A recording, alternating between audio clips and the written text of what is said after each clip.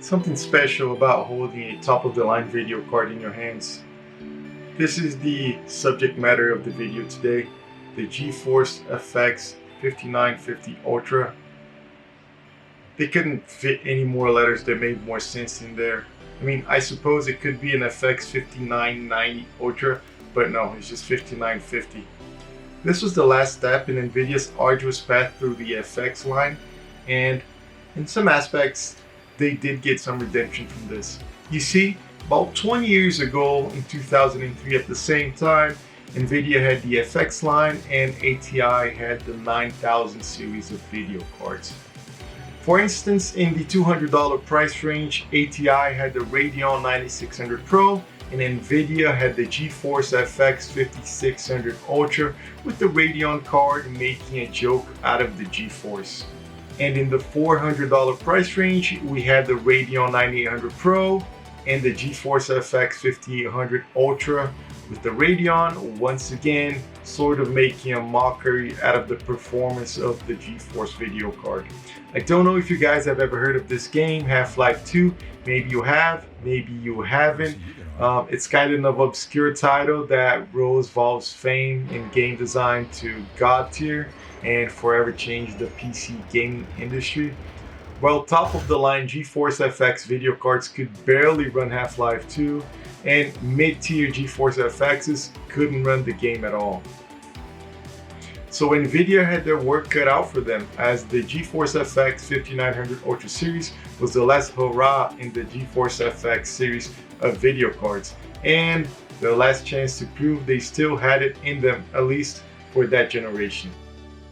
In the beginning of the video, I already said they sort of got a little bit of redemption with the 5900 Ultra series of cards, but what did they do to get there exactly? So they doubled the memory bandwidth from 128 to 256 bits, finally matching their biggest nemesis, the Radeon 9800 series. They also increased the transistor count from 125 to 130 million, boosting the floating point operation speed by a bit and even managing to lower the car clock a bit from 500 MHz to 450. They also did a lot of driver work, fixing prior issues they had with DirectX 9 and optimizing their rendering technique.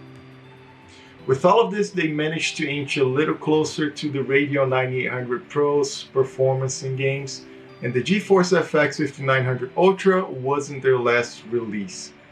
For what the time was a whopping $500, they released their final product, the GeForce FX 5950 Ultra. The 5950 Ultra finally manages to sneak its head above what was ATI's final product for the 9000 series of video cards, the 9800 XT. The Radeon still manages to hold a small margin in some of the titles, but considering how far behind Nvidia started on this one, this was not bad. Not too bad at all. The system we're using to test this sports an Athlon 64-3200 with 1GB of SDDR RAM, while the motherboard is a K8V SC Deluxe from Asus. I used to own this exact combo of parts back then, excluding the video card. I do have a Core 2 dual system that I could have used here, but in my experience, considering the parts I have stored, this works the best for this era of video cards. All games are tested at 1024x768, a resolution I consider appropriate for this video card and the time it was released. Hey, some good news. I'm picking you up much more strongly now. Far Cry was released in 2004, and to me is pretty much the pinnacle of what you can enjoy with these video cards. Yeah, Doom 3 is amazing, holds up, everything else, but it doesn't have the charm of having a shootout in a tropical island.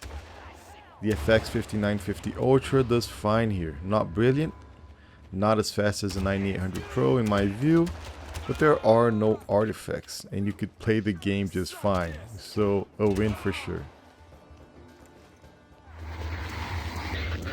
And while speaking of the devil, pun intended, here's Doom 3. Also from 2004, this game kind of showed the world what could be done texture-wise with good optimization.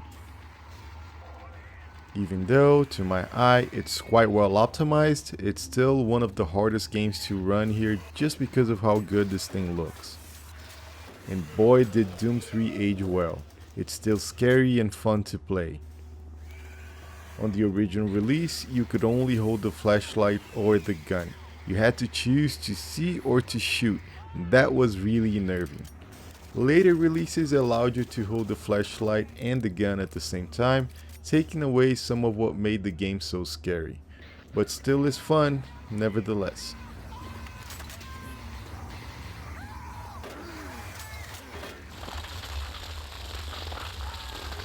Fable is fantastic. It was also released in 2004. It was extremely hyped at the time of its release with the whole deal of having an evil or good karma, but it's delightful to play and it kind of lived up to the hype. Probably not because of karma mechanics, but the nice storyline and RPG mechanics. I remember playing this for the first time. It's really cool to see your character aging and developing his skills as a hero. In any case, the 5950 runs it fine. Not perfect, there are some drops in frame rate to 40 and you can definitely feel it, but it's not bad. I didn't play the game a whole lot this time around, but the drops usually happen when there are multiple effects on the screen like fires in the beginning sequence.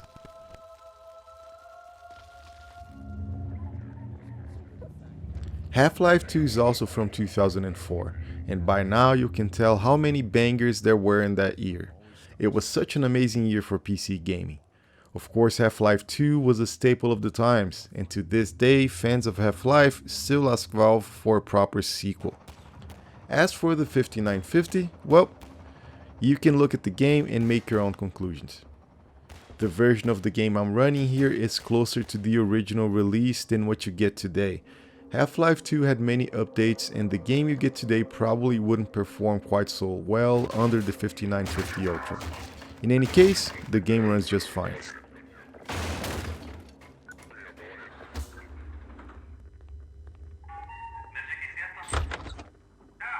Hitman Contracts is another title released in 2004, and when you start the game, you're kind of stuck inside this institution and there's some kind of massacre happening. In this game you can change clothes and confuse the NPCs and enemies.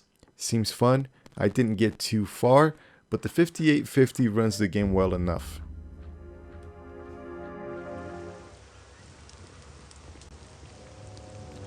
Next, we have two titles that are a bit older. We have Jedi Academy from 2003, and right away, there's Luke Skywalker there. Yeah, my kind of game. Fun enough from what I've played, you get to use guns or the much more elegant Jedi weapon, the lightsaber, of course. You have also force powers that get stronger throughout the game, definitely worth a play. Going back a bit to 2002, I have here the original release of Splinter Cell, and as expected, it posts no problem to our video card, which runs the game fairly easily.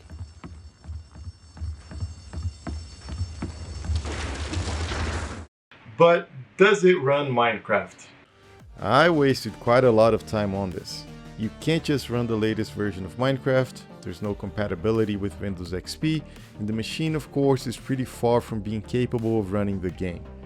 There are older versions of the game you can try to download. I tried 1.15 with no luck, the map wouldn't render, and then I tried 1.6.4, which does load, and is mostly playable until you get attacked by mobs, and then it becomes impossible to play. But this is neither here nor there because this is probably running solely off the CPU, so take it with a grain of salt. I feel like I have gone on for quite a while now, but I have one last test I'd like to do. It's Aquamark 3. I want to see how the 5950 Ultra stacks against other video cards I've tested, including its ATI rivals.